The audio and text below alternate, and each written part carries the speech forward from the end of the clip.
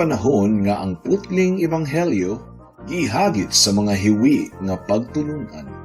Kinahanglan mo barug ang mga tinunan ni Kristo sa pagpakigbisog sa paglaban sa pagtuo, nga makausa ug alang sa tanang panahong gihatag sa Dios ngadto sa iyang katawhan. Maoy hinungdan nga namugna kining tulumanon ang putling ebanghelyo. 30 minutos nga pagsabwag sa tinuod nga ebanghelyo. Kauban ni Pastor Jeremias Hangad, ang putling ebanghelyo. Tulumanon nga gihatod kaninyo sa Herald of Grace Radio Ministries Philippines. Ang putling ebanghelyo. Ang putling ebanghelyo. Putling ebanghelyo.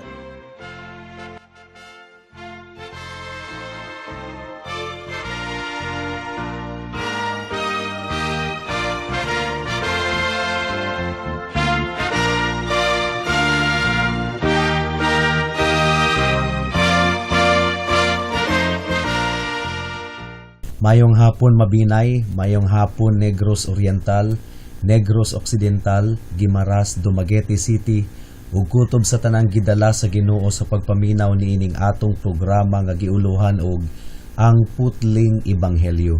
Kini ang inyong igsuon og higala sa kahanginan, si Pastor Jeremias Lauri Hangad sa Herald of Grace Radio Ministries Philippines. Tinuyugan sa iglesia nga nag-sponsor niining atong programa, ang Salitran Covenant Bible Church sa Barangay Salitran, Dakbayan sa Dasmariñas, Probinsya sa Cavite. Ang atong teksto ning takna sa kahaponon makita sa Hebreohanon Kapitulo 10, versikulo 11 hangtod sa 14. Ang giingon diri: Adlaw-adlaw ang matag pari nga Hudiyo nagbuhat sa iyang relihiyosong tulumanon ug nagsubli-subli paghalad sa samang mga sakripisyo. Apan kining mga sakripisyoha dili gayod makawagtang sa mga sala. Apan si Kristo naghalad og usa ka sakripisyo alang sa mga sala. Kining sakripisyoha epektibo hangtod nagayod sa kahangturan. Ug unya milingkod siya sa tuo sa Dios, didto nagbuhat siya karon hangtod nga ang iyang mga kaaway himuon sa Dios nga tumbanan sa iyang mga tiil. Busa pinaagi sa usa ka sakripisyo, gihingpit niya hangtod sa kahangturan kadtong nahinluan sa sala. Hebreohanon Kapitulo 10, versikulo 11 hangtod sa 14. Atong gisaulog karong simanaha ang Semana Santa. Makaguol lang tungod kay ang Semana Santa sa Pilipinas napuno sa mga tuo-tuo, sama sa dili paggamit og kutsilyo kay kun masamad ta dili kuno maayo. Bawal pod mukaon og karne sa Biyernes Santo kay patay na kuno si Jesus. Mga kahigalaan, kapila man di ay namatay si Jesus kada tuig? Kausara siya namatay, 2,000 na katuig kapin ang milabay. Ug dugay ra pud siyang nabanhaw, 3 ka adlaw human siya namatay. Mao nga ning takna sa kahaponon, buot kong masabta natong tanan nga ang sentro sa Semana Santa mao ang pagsakripisyo ni Jesus sa iyang kaugalingon aron mahugasan ang mga katawhan gikan sa sala pinaagi sa iyang balaang dugo nga giula didto sa cross sa Kalbaryo. Adunay duha ka bahin ang atong pagtuon sa atong teksto ning takna sa kahaponon. Una, ang doktrina sa atoning sacrifice of Jesus o sakripisyo ni Jesus nga nagtabon ug naghugas sa sala. Ikaduha, unsa may mga benepisyo nga atong madawat gikan sa atoning sacrifice of Jesus. Sumudangat na kita sa unang punto. Ang sakripisyo ni Jesus nga nagtabon ug naghugas sa sala. Aduna po'y tulo ka bahin ang unang punto mahitungod sa sakripisyo ni Jesus nga naghugas ug nagtabon sa sala. Giunsa man kini pagpakita sa atong teksto? Well, gipakita kini pinaagi sa tulo ka butang. Una, pinaagi sa pagtandi. Ikaduha, pinaagi sa paghulagway. Ug ikatulo, pinaagi sa pagpakita sa resulta niini. Atong unahon ang pagtandi. Unsa may gitandi? Ang atong teksto nagtandi sa kalainan sa mga pari sa daang tugon ug kang Hesus nga pangulong pari sa bag-ong kasabutan. Sa daang tugon, mga kahigalaan, sumala sa atong teksto, mao nga daghang mga pari sa daang tugon. Ang giingon sa atong teksto, adlaw-adlaw ang matag pari nga Hudiyo. Matag pari, ngang buti pasabot, daghan sila. Daghang mga pari sa usa ka higayon. Daghan manggod kaayong mga sakripisyo sa templo nga dili kayang buhaton sa usa lamang ka pari. Ug kay daghan mang mga pari sa matag henerasyon, daghan pong mga pari nga mupuli kanila sa sunod nga henerasyon. Ini kamatay sa usa ka pari, pulihan siya sa iyang mga anak. Karon nganong daghan mang mga pari sa una? Kini tungod kay walay bisag usa ka pari nga makalampos sa trabaho sa paghupay sa kasuko sa Dios sa sala sa mga katawhan. Daghang mga pari sa daang tugon ug sa pagpanaw sa usa ka henerasyon, aduna na puy laing makapanunod sa opisina sa pagkapari. Karon sa bagong tugon, mao kini ang himaya ni Kristo. Usa lamang siya. Siya lamang ang bugtong pari sa bag-ong kasabutan. Kaniadto man gud, mga kahigalaan, ang mga halad sa mga pari dili kumpleto. Mao nga nagsubli-subli ang paghalad nila sa samang mga sakripisyo. Apan sa bag-ong kasabutan, si Kristo lamang ang pangulong pari. Natapos na ang iyang trabaho sa paghalad alang sa sala sa mga katawhan. Didto sa cross, misinggit siya og natapos na. Buti pasabot, natapos na ang iyang halad aron hingpit nga malukat ug matubos ang mga katawhang nagsalig kaniya. Mao nga karon naglingkod siya sa tuo sa Dios. Sa mas halapad pagayod nga pagtandi, mamatikda nato nga sa daang tugon, tungod kay daghan mang mga pari didto, daghan usab ang mga sakripisyo ug halad alang sa mga kasalanan. For example, karong tuiga ang pangulong pari muhalad alang sa sala, apan sa sunod tuig musubli ra gihapon siya sa paghalad tungod kay wala man gihapon matangtang ang sala sa mga katawhan. Ang adlaw sa pagtubos o kining gitawag nila Day of Atonement sa mga Hudiyo, gisaulog nila sa matag tuig ug kanunay nagpahinumdom ang maong kasaulugan sa kasalanan sa mga Israelita. Adunay adlaw sa pagtubos ni adtong miaging tuig, apan ang mga katawhan wala gihapon mapasaylo ug mao nga kinahanglan gihapong sa ulugon ang adlaw sa pagtubos karong tuiga. So gasubli-subli lang yun gabalik-balik lang kini kada tuig. Ug dili lang na, mga kahigalaan, kada adlaw pod nga gina-remind ang mga katawhan mahitungod sa kabug-aton sa ilang mga sala. Pinaagi sa mga halad kada buntag ug kada gabii didto sa sulod sa templo. Ma-imagine ninyo nga kalas kaayo sila og mga karniro kada adlaw. Kada adlaw sa sulod sa templo, adunay ihawon nga karniro, mga biktimang karniro gumikan sa sala sa mga katawhan. Apan bisan pa niana, ang kasuko sa Dios batok sa sala wala gihapon mahupay. Apan dalaygon ang Dios sa bag-ong kasabutan, ang atong Ginoong Hesukristo, ang kordero sa Dios nga nagwagtang sa kasalanan sa kalibutan, siya ang gihalad didto sa krus, kausa lang. Ug kadtong usa ka sakripisyo ni Jesus nagkumpleto sa misyon nga mahupay ang tanang kasuko sa Dios batok sa sala sa mga magtutuo. Walay ikatandi sa sakripisyo sa atong Ginoong Hesukristo. Dalaygon kaayo ang Ginoo. Sundi pagayod ninyo sa mas lapad pagayod ang pagtandi nato sa daang tugon ug sa bag-ong tugon. Obserbahin ninyo ang giingon sa nahasulat sa Hebreyohanon nga kadtong ginasubli-subli nga mga paghalad dili gayod makapapas sa sala. Buta na lang gayod ang mag-isip nga makapapas kadtong tanan sa sala. Unsaon man sa pagpapas sa dugo sa mga baka ug sa mga kanding ang sala. Tinuod nga ang prinsipyo sa substitution o kapuli gipakita ni adtong mga balaudnon nga mga sakripisyo, katong sakripisyo sa mga baka ug karnero. Apan hangtod didto lamang taman, kadtong maong mga halad dili gayud maka-provide og actual nga substitute o kapuli. Unsaon man pagpuli ni adtong mga halara, nga mga hayop raman kadto.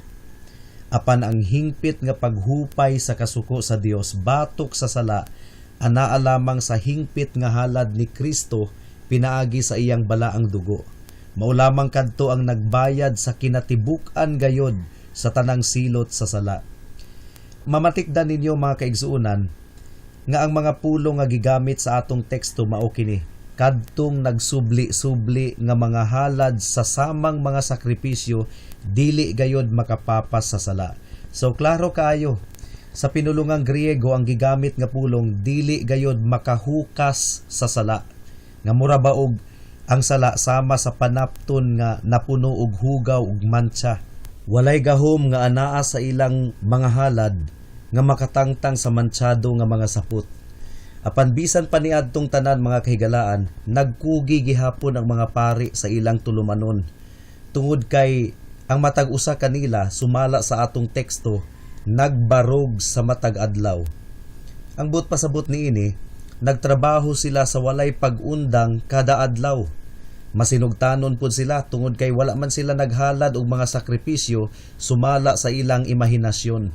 Kundili sa giingon sa atong teksto, naghalad sila sa sasamang mga sakripisyo. Ang but ipasabot niini, wala sila migawas sa giprescribe sa Ginoo nga matang sa mga halad.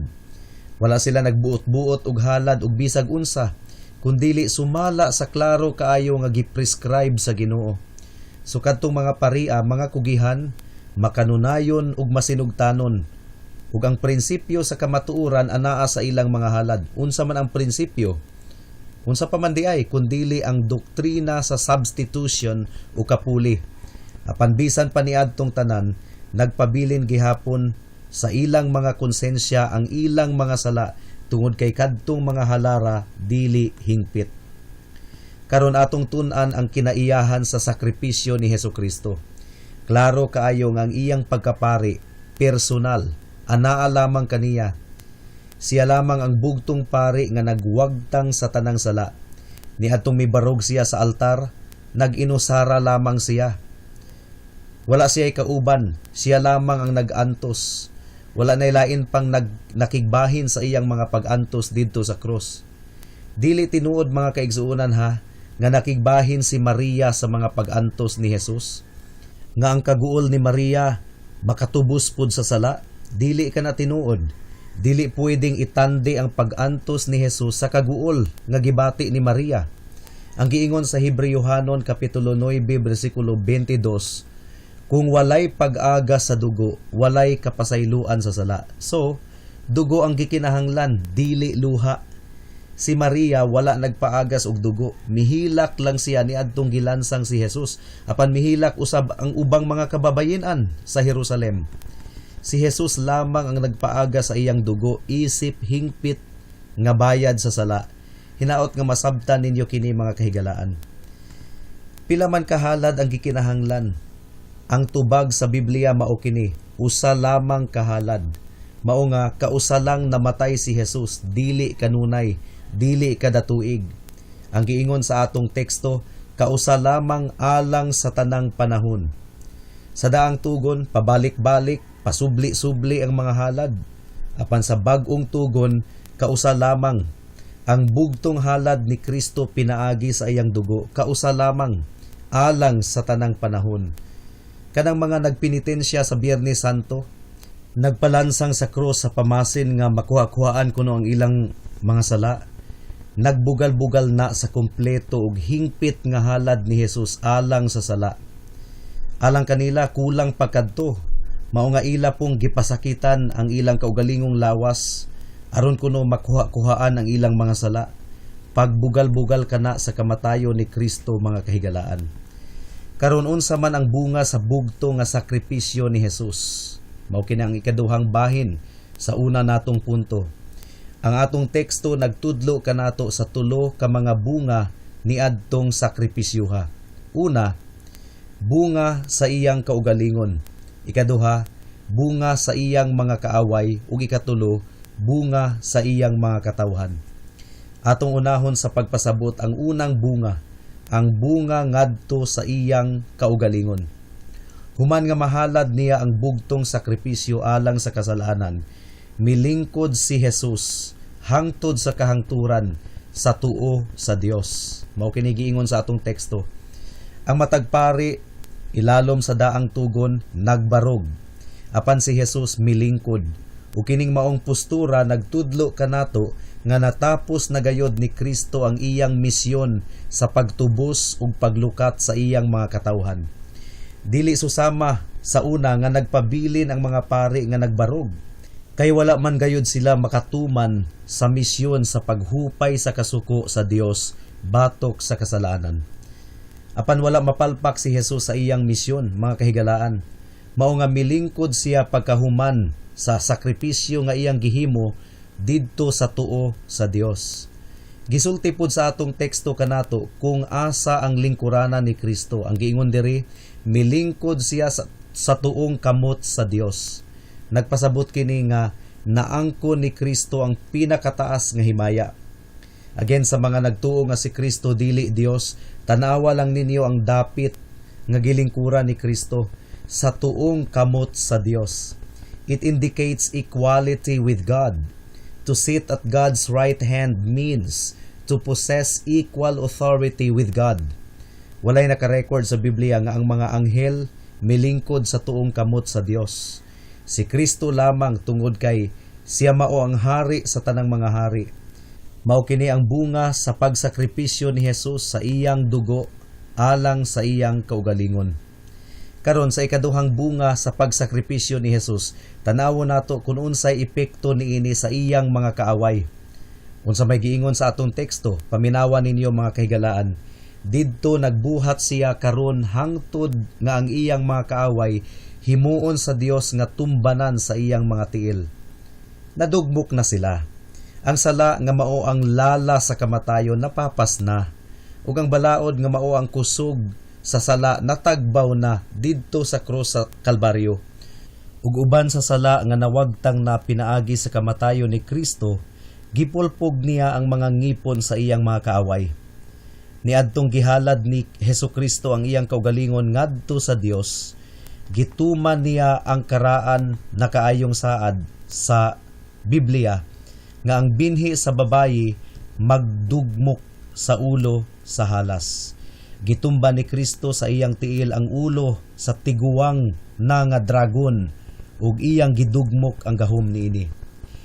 Dili ta magpundo og dugay niini nga punto. Mudangat na kita sa epekto sa kamatayon ni Kristo ngadto sa iyang mga katawhan. Gipahibalo kita nga iya silang gihingpit. Gihingpit niya ang mga nahinluan sa sala. Pagkaanindot kaayo nga mga pulong. Ang tanang gipakamatyan ni Kristo nahingpit pinaagi sa iyang kamatayon. Ang pasabot niini mga kahigalaan, gawasno na sila gikan sa guilt sa sala. Niadtong gipas-an ni Kristo ang ilang mga sala sa iyang mga abaga. Wala na nagpabilin pa ang sala nganha kanila tungod kay dili mahimo nga magpundo kini sa duha ka dapit sa susamang higayon. Kung gibutang kini sa abaga ni Kristo, wala na kini kanila. Gideklarar na silang walay sala sa korte sa Dios niadtong gipakamakasasala si Jesus ug giisip nga kauban sa mga makasasala tungod ug alang sa iyang mga katawhan. Niadtong si Jesus naganto sa silot gumikan sa kasalanan sa iyang mga katawhan, nawagtang na ang ilang mga sala ug ang pakigsaad sa Dios natuman. Unsa man ang iyang saad? Ang giingon sa Hebreyohanon kapitulo 8 bersikulo 12, ang ilang kasalaanan ug kalapasan dili ko na hinumduman pa hangtod sa kahangturan. Gisilhig na totally ang kasalanan. Natapos na ang paghugas. Gihingpit na ang mga katawhan ni Kristo pinaagi sa iyang kamatayon. So mao kadto ang kinatibuk-an sa unang punto sa atong pagpamalandong. Ang doktrina sa atoning sacrifice of Jesus o sakripisyo ni Jesus nga nagtabon ug naghugas sa sala. Karon ako pagayong gihangyo ang inyong mga igdulungog sa atong pagtuon sa mga benepisyo nga atong madawat gikan sa atoning sacrifice of Jesus. Kamo nga mga nangandoy nga makabaton og kinabuhing walay katapusan, paminaw kamo. tungod kay alang kini kaninyo. Matikdi nga ang kinatibuk ang tumong niini nga teksto adunay kalabutan sa mga makasasala. Ang bersikulo naghisgot mahitungod sa mga pari nga mga Hudiyo nga naghalad og mga sakripisyo alang sa mga sala. Ug sunod naghisgot usab kini mahitungod kang Kristo Jesus nga nagwagtang sa sala sa kalibutan. O kamo nga mga guilty, ang ebanghelyo alang gayud kaninyo, alang gayud kanatong tanan. Kung adunay uban kaninyo nga ang pamati sa inyong kaugalingon inosente, putli ug walay mantsa sa sala, wala na ko'y pulong sa paghupay alang kaninyo. Apan kamong mga nabugatan sa sala, ang ebanghelyo alang gayud kaninyo. Alang kaninyo ang pagkapari ni Jesus ug ang iyang substitutionary death. Alang usab kaninyo ang paghari ug gahom ni Jesus sa langit. Kini nga kamatuoran makahupay gayod sa konsensya nga nabugatan sa sala. Aduna bay pipila kaninyo nga nag-ingon nga, murag imposible man nga maluwas ko, guilty manggod kaayo ko. Ayaw tuuhi ka ng maong bakak ni Satanas. Ang anak sa tawo mianhi aron sa pagpangita ug pagluwas sa mga nangawala. Ang tumong sa ebanghelyo mao nga wag tangon ang sala, mao nga haum kini sa gikinahanglan nimo higala. Dugang pagayod, ani apay pagpamalandong, kini mao nga ang pagkaepektibo sa paghugas ni Kristo sa sala nagpabilin hangtod karon. Ug sama ra gihapon kaniadto, gihalad niya ang usa ka sakripisyo alang sa mga sala. Hangtod asa taman ang epekto sa maong sakripisyo? Hangtod sa 1,000 ka tuig? Dili. Ang giingon sa atong teksto, hangtod sa kahangturan. Forever. One sacrifice for sins forever. Moingon ang yawa kanimo nga walay pulos kung musalig ka kang Kristo. Tungod kay dako ra kaayo ang imong sala, tubaga siya nga bakakon siya. Si Kristo naghalad na og sakripisyo alang sa mga sala hangtod sa kahangturan. Adunay efficacy o pagkaepektibo ang paghugas ni Jesus hangtod sa kahangturan. The atoning sacrifice has no limit in its merit. The salvation of some has not drained it of even the smallest degree of its power. He has made one sacrifice for sins forever. Mao kini ang giingon sa atong teksto. Mao nga muduol gayud ako kaniya. Makahimo siya sa pagluwas kanako. Makaluwas siya kanako bisan pa og makasasala ako sulod sa 70 na katuig karon. Muduol ako kaniya. Mupahulay ako nganha kaniya ug nganha kaniya lamang. O tuuhi kini higala. Kung imo kining buhaton, maangkon nimo ang kinabuhing walay katapusan. Aduna pagayoy pamalandong, kung ikaw nawad-an na og paglaom, apan kung nangandoy ikaw nga maluwas, kinsa pa may imong saligan? Gihalad na ni Kristo ang iyang kaugalingon. Naganto siya og namatay puli kanato ug gibayaw ngadto sa kahimayaan. Kung dili ka makasalig kaniya, unsa pa may iyang mabuhat alang kanimo nga nabuhat naman niya ang tanan? Moanhi pa ba siya pag-usab ug mamatay og utro? Gibalibaran mo na siya karon. Balibaran gihapon nimo siya bisan pa og kaduha siya mamatay. Apan dili ka na mahitabo, mga kaigsuonan.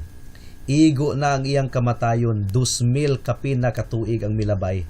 Kontinuyo gayod ang imong pagpakasala ug pagsalikway kang Hesus. Wala na'y nahabilin pang sakripisyo alang kanimo, kundili ang makalilisang nga kapungot ug paghukom sa Dios. Mao kini ang punto, ang paghugas nga makaluwas kanato available hangtod karon. Ayaw na og idilatar pa ang imong paghinulsol sa sala ug pagtuo kang Kristo ingon nga imong bugtong Dios ug manluluwas higala. Hinaot nga makapalagan mo ang kapahulayan nganha kaniya. Hinaot nga ipakita sa balaang espiritu kanimo nga si Jesus makahimo ug andam sa pagluwas kanimo. Ang bugtong lang nga gikinahanglan nimong buhaton mao ang pagtuo ug pagsalig kaniya. Simply trust in Him and you will be saved this afternoon, completely saved, perfected through His one sacrifice. Wala na'y buhaton pa ang manunubos nga may kalabutan sa kaluwasan. Naglingkod na siya ug dili na siya mubarog pa aron muhimo og lain pang sakripisyo. Natapos na ang iyang buluhaton sa paghugas sa sala ug gihingpit na niya ang buot niyang luwason. Ug kung dili ka motuog musalig kaniya, wala nay nahabilin pang dugang nga mga sakripisyo alang sa mga sala. Apan sa dugang pa, buot kong masabtan ninyo, mga minahal nga mga kaigsuunan diha kang Kristo. Ang atong Ginoong Hesukristo, human siya makahalad og sakripisyo alang sa mga sala hangtod sa kahangturan, milingkod. Kung ako magtotoo ni Kristo, mausab ka na ang akong postura. Kung ikaw magtotoo kang Kristo, mausab ka na ang imong postura, mulingkod usab ikaw. Ilalom sa balaod walay paglingkod. Sa ebanghelyo lamang ang adunay paglingkod, tungod kay natapos na ang paglukat ug pagtubos ni Jesus sa mga makasasala. Gihatagan na kita ni Jesus og kapahulayan. Natapos na ang pag-isip kanato nga walay sala, pinaagi kang Kristo.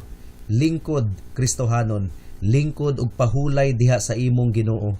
Tinuod makigbisog gihapon ikaw batok sa sala, apan ang guilt sa imong sala gipapas na ni Jesus.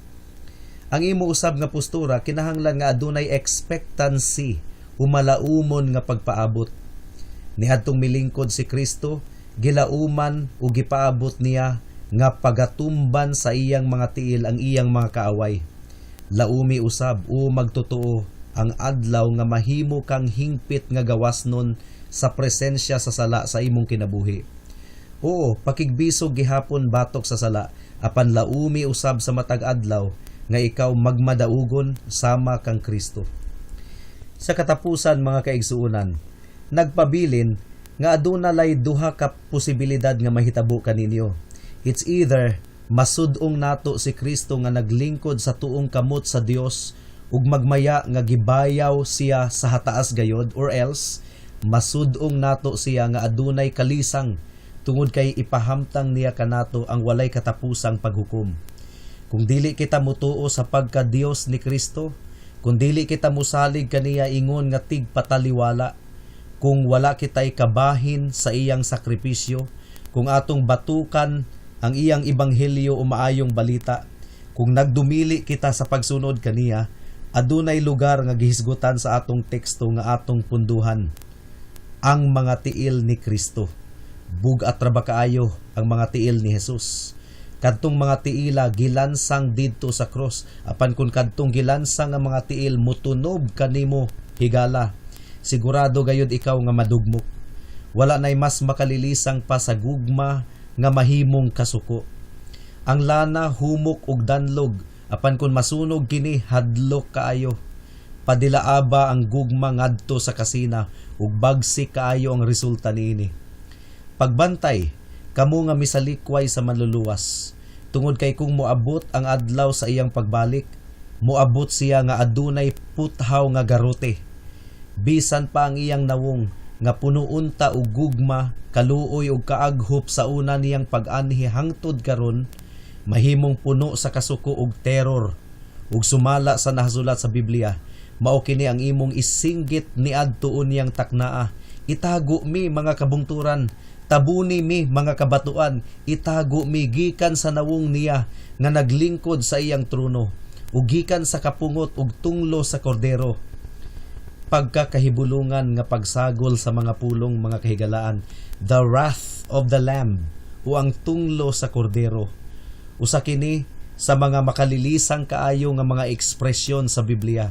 Hinaot nga ipabati sa Dios kanato ang makalilisang nga kahulugan niini.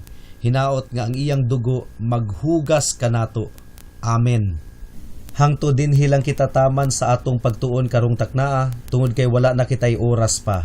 Ako kamong padayon nga giimbitar sa pagpaminaw niining atong programa sa matag Miyerkules, alas 6 hangtod sa alas 6:30 sa hapon, dinhi sa Power 102.1 RFM.